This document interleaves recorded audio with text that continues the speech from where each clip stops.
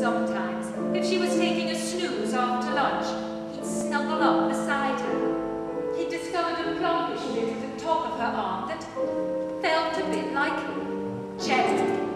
He loved fingering it.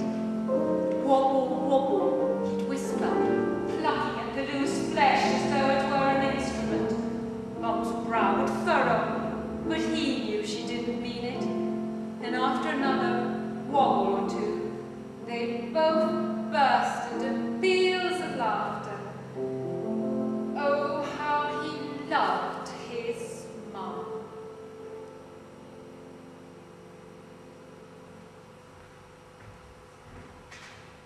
Bobby tiptoed and rang the doorbell.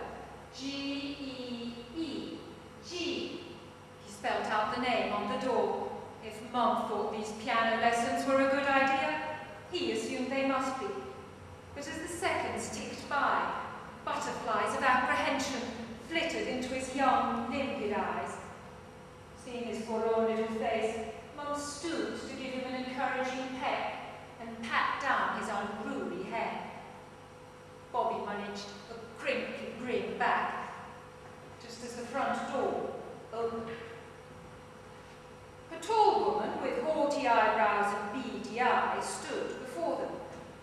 Bobby didn't like a sneer that passed for a smile on her face. So this is the boy. Show me your hands, boy. Silently, Bobby offered his palms for inspection. Madam G took each in turn, roughly pulling and prodding at them. Her fingers felt cold and gnarled, like the fingers of the evil queen in his comic book. He wished Mum wouldn't leave him here alone, not after what his friends had said. No sooner had she gone than Madam G pointed a grey finger to the back room. An upright piano with a frayed red cloth took up most of the space.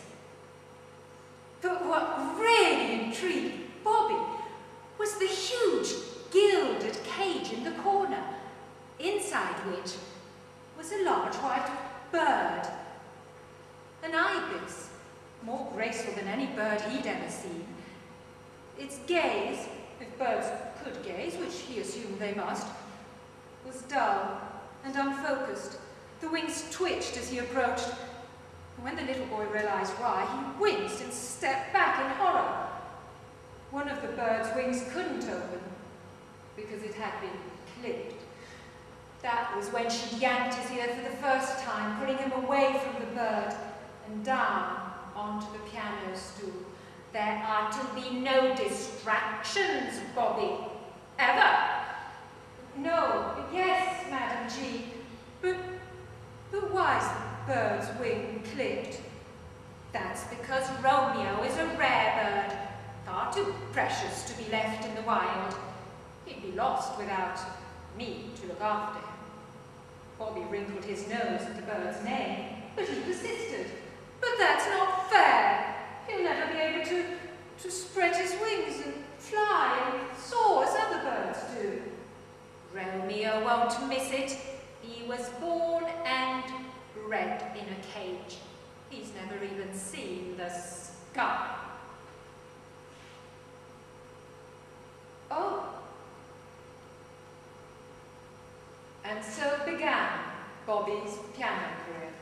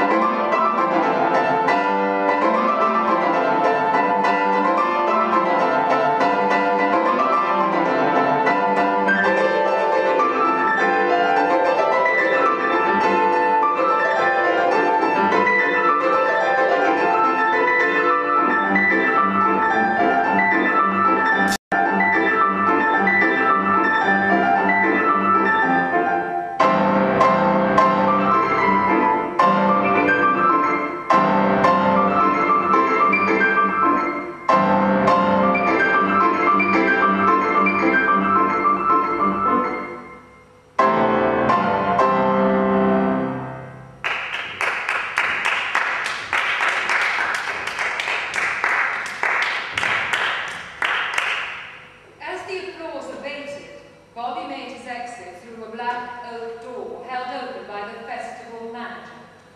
Well done, they loved him. By now, the little boy had grown into a world-class pianist, the most respected in his generation, and people had driven miles to hear him tonight. Ready to sign the CDs?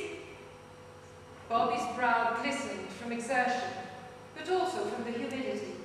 The sky was charged and thunder hovered beyond the spacious bay windows overlooking the grounds. Seeing a line of eager admirers waiting for him, Bobby took out his pen.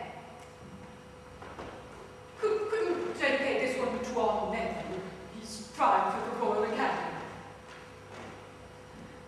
Oh, Signor Bobby, è stato bravissimo, proprio bravissimo.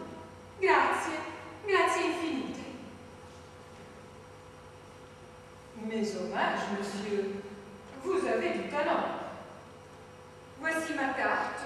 Je suis directeur à la salle plénière. J'attends de vos nouvelles. That was fabulous. Thank you so much. You have me utterly wrapped around your little finger. I don't know how you do it, but it works. Bobby's eyes panned to the back of the pew. The woman from the first row was there, shifting her weight from foot to foot. Perhaps her shoes, stilettos, were too tight. In fact, she was a sculptor, more at ease wearing an apron and slippers than evening garb and heels. She'd arrived late, having lost her way in the grounds surrounding the concert hall, or so she nodded apologetically to the usher at the door. In truth, a group of trees had delayed her. Being an artist, she was particularly sensitive to unusual shapes, and on her way from the car park, she'd suddenly found herself in a cluster of tall, manicured yews, huddled together as if in hushed conference. She'd stopped in her tracks and stared, delighted by the beauty.